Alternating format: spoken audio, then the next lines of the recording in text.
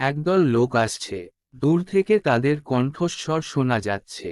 গান্ধীবুড়ি তখন সবেমাত্র পুকুরে ডুব দিয়ে এসে শাড়ির আঁচলটা নিংড়ে জল ঝাড়ছিল। উনুনে শাকের তরকারিটা ভাপা হচ্ছে।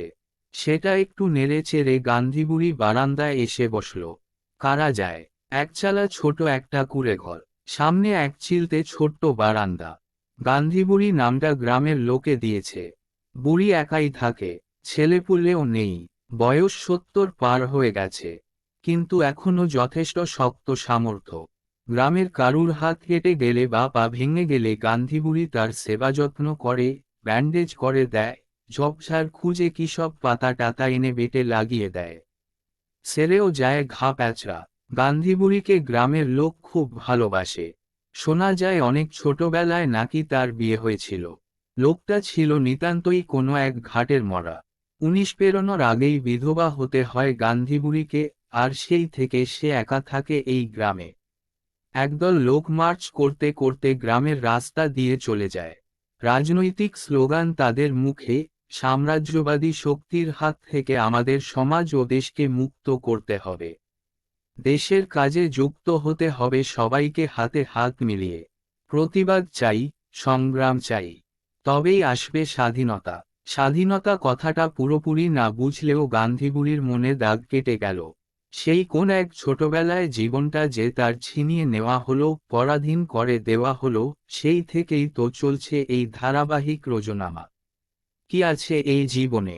কেন এরকম পরাধীন থাকা? মুক্তি কিসে? এই প্রশ্নগুলো কুরে কুরে খেত গান্ধীবুড়িকে। আজ হঠাৎ এই স্বাধীনতা শব্দটা বুকে গলা দিয়ে গেল তার। শাকের তরকারিটা সে নামিয়ে রাখল উনুনের পাশে। এক ছিটে জল দিয়ে উনুনটা নিভিয়ে কাঠের দরজায় শেকল তুলে দিল। তারপর আস্তে আস্তে বারান্দা থেকে নেমে এসে ওই লোকগুলোর পিছন পিছন চলল গান্ধীবুড়ি। সে আজ থেকে অনেক দিন আগের কথা। তখনের দিনে বাড়িতে নুন বানানো ছিল বেআইনি। এমনকি প্রচুর পরিমাণে নুন মজুত করে রাখাও ছিল আইনের চোখে অপরাধ। কারণ তখন ব্রিটিশ সরকার ছিল আমাদের শাসক। তারা ইংল্যান্ড থেকে নুন আমদানি করে চড়া দামে এই দেশের মানুষকে কিনতে বাধ্য করত। আমাদের দেশে খুব সহজেই অল্প দামে নুন তৈরি হলে ইংল্যান্ডের নুন বেশি দাম দিয়ে কেউ কেন কিনবে? তাই তৈরি হয়েছিল এমন আইন যে এই দেশে বসে যে কেউ নিজের মতো নুন তৈরি করতে পারবে না। অথচ নুন ছাড়া কোনো খাওয়াই হয় না। কিছু জায়গায় সরকারিভাবে নুন তৈরি করা হতো ব্রিটিশদের অনুমতি সাপেক্ষে, কিন্তু সেই নুনের উপর বিপুল পরিমাণ ট্যাক্স নিত ইংরেজ সরকার। ক্রমে নুনের দাম এমন হলো যে গরিব মানুষদের তখন সত্যিই নুন আনতে পান্তা ফুরোয় অবস্থা। ওদিকে সারা দেশে তখন চলছে ইংরেজদের বিরুদ্ধে আন্দোলন। গান্ধীবুড়ি কিছু কিছু খবর শুনতে পায়। সেদিনের সেই মিছিলের সাথে অনেকটা পথ হেঁটে কেমন যেন একটা বুকভরা সাহস পেয়েছে সে। হবে, স্বাধীন হবে সবাই, নিজের স্বাধীন জীবন বেছে নেবে। অন্যের কথা মতো চলতে হবে না।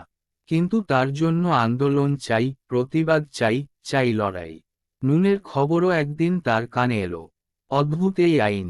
নিজে কম খরচে তৈরি করতে পারলেও তৈরি করতে দেওয়া হবে না, বেশি দাম দিয়ে কিনতে হবে। মগের মুলুক নাকি মানি না ওই আইন। একদিন বিকেলে চুপচাপ বসে ভাবছিল গান্ধীবুড়ি কি করা যায়, কিভাবে এর প্রতিবাদ করা যায়। হঠাৎ একটা ভাবনা এলো তার মাথায়। অমর মুর্মুরের বাড়িটা গ্রামের সেই শেষ মাথায়। সন্ধে নামার আগে দেখা করে আসতে হবে। গত বছর সাপের কামড়ে অবস্থা হয়েছিল অমর মুর্মুরের।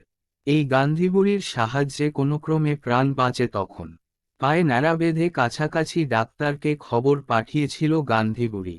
না হলে আর দেখতে হতো না। তাকে এই অবেলায় বাড়ি আসতে দেখে শশব্যস্ত হয়ে নিজেই বেরিয়ে এলো অমর। আরে আপনি যে এই সময়ে কি মনে কইরা? আইয়েন আইয়েন। অমর, তোকে লাগি ব্রেইকটা কাজে। কালি আসতে পারবি? হ, পারবো। কোথায় আসতে হইবে কুয়েন?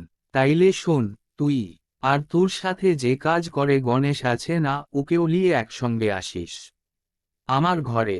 কাজটা কি আছে বটে, সেটাও যদি কুয়েন। তোরা তো মালম্বি, নুন তৈরি করতে হইবে, আর কি। গণেশ হাসদা, অমর মুর্মু এরা ছিল মালম্বি।